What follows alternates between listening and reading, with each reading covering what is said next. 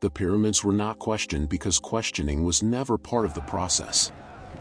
The pyramids were not questioned because questioning was never part of the process. They did not begin with a debate. They did not emerge from disagreement. They appeared inside a system where action came first. An explanation was unnecessary. Modern minds look at the pyramids and immediately ask how. How were the stones moved? How were the angles calculated? How was so much achieved without machines? But this question assumes something that did not exist. Choice. In systems like this, understanding was not required. Only repetition. Work followed patterns that were already decided. Not by the workers. Not even by the rulers they could see. Movements were copied. Gestures repeated. Distances measured the same way, again and again.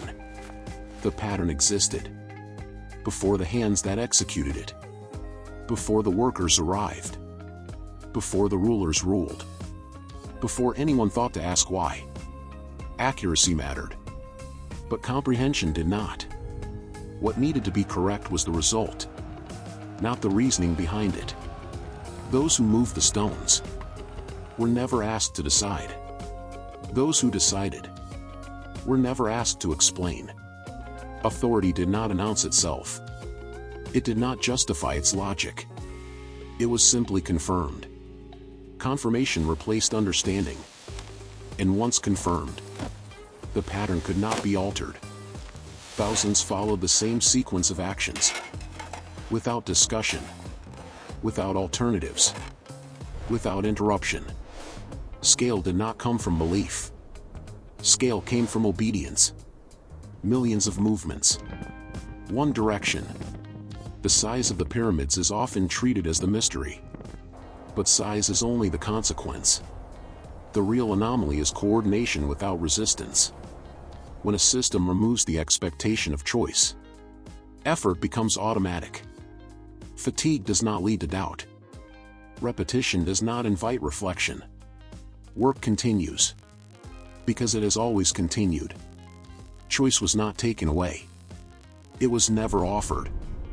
There was no second option to compare. No competing plan. No visible alternative. Only continuation. And continuation is powerful. Because when individuals disappear, the structure survives. The workers vanish. The overseers vanish. The system itself dissolves.